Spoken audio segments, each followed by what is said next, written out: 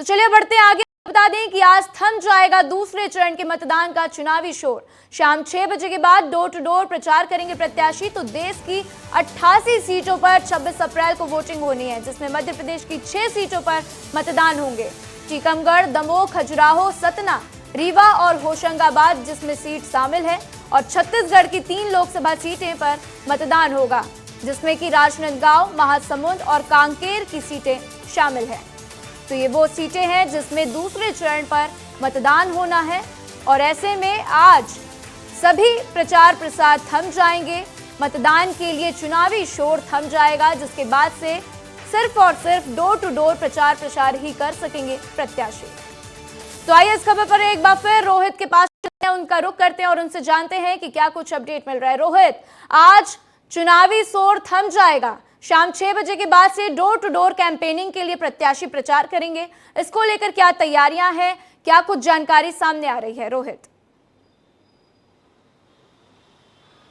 बिल्कुल, देखिए 48 घंटे बाद ये चुनाव होंगे। उस दौरान कुल 41 प्रत्याशी है जिनके भाग्य का फैसला होगा, और वहां के संसदीय क्षेत्र के लोग ये बताएंगे कि किसको चुना जाएगा। उससे पूर्व में अगर आज बात की जाए तो शाम 5 बजे से ये प्रचार प्रसार थम जाएगा, और थमने के बाद में डोर टू डोर जो है वो कैंपेन किया जाएगा। और छत्तीसगढ़ के 3 सीटें, और ये तीनों सीटें इतनी महत्वपूर्ण हैं, इतना जो है इसको लेकर हॉट सीट बनी हुई है। चाहे बात कांकेर की जाए, चाहे बात राजनांदगांव की जाए, चाहे बात महासमुंद की जाए, तो तमाम राजनीतिक पार्टियां दमखम लगा रही हैं, चुनावी सभा कर रही हैं। और इसको इस तरह भी समझा जा सकता है कि पिछले दिनों निर्वाचन आयोग को 2000 से ज्यादा सभाओं के जो परमिशन के लिए लेटर है वो मिले हैं, जिसमें अधिकांश 1800 सभाओं की जो मंजूरी है वो निर्वाचन आयोग तरफ से दी गई थी। तो इससे यह समझा जा सकता है कितने बड़े स्तर पे जो है वो प्रचार प्रसार किया जा रहा है। आपसे एक और सवाल लेना चाहूंगी। आपने बोला बहुत ही अहम सीटें हैं ये, राजनांदगांव, महासमुंद और कांकेर।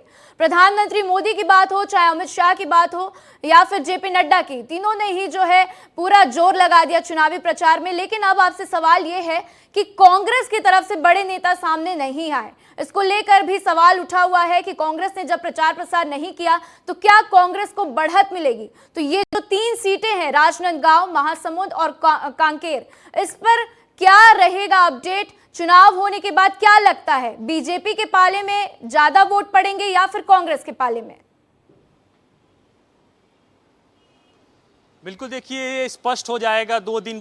भारतीय जनता पार्टी के पक्ष में ज्यादा वोट पड़ेंगे या फिर कांग्रेस के पक्ष में करेंगे। लेकिन अगर प्रचार को लेकर बात की जाए तो पहला चरण जब बस्तर में चुनाव हुआ था तो कांग्रेस की ओर से सिर्फ राहुल गांधी प्रचार करने आए थे। अब दूसरे चरण का चुनाव हो रहा है जहां पर 3 सीटों पर चुनाव हो रहा है, उसमें सिर्फ राजनांदगांव में अभी तक प्रियंका गांधी पहुंची है। इसके अलावा कांग्रेस का कोई बड़ा नेता अभी तक यहां पर प्रचार प्रसार करने नहीं गया है। महासमुंद में कोई भी कांग्रेस का बड़ा नेता दिखाई नहीं दिया। इसके अलावा कांकेर में कोई बड़ा नेता नहीं दिखाई नहीं दिया। राजनांदगांव में प्रियंका गांधी ने जरूर सभा की है। लेकिन इससे दूसरी ओर अगर भाजपा को देखा जाए तो भाजपा की तरफ से योगी आदित्यनाथ प्रचार कर चुके हैं। राजनांदगांव क्षेत्र में ही उनका प्रचार देखने को मिला था, जिसके बाद कल महासमुंद जिसपे दूसरे चरण में चुनाव, वहां प्रधानमंत्री पहुंचे थे, जेपी नड्डा प्रचार किए थे। रायपुर लोकसभा के अंतर्गत साथ ही कई और जगह हैं जहां पर जेपी नड्डा ने प्रचार किया था। अमित शाह आए थे तो उन्होंने भी प्रचार किया था। तो कुल मिलाकर एक बड़ी फौज जो है वो भारतीय जनता पार्टी की जो है प्रत्याशियों के पक्ष पे प्रचार प्रसार करती हुई नजर आ रही है। लेकिन कांग्रेस के पक्ष पे सिर्फ अभी तक दूसरे चरण पे प्रियंका गांधी ही पहुंची। लेकिन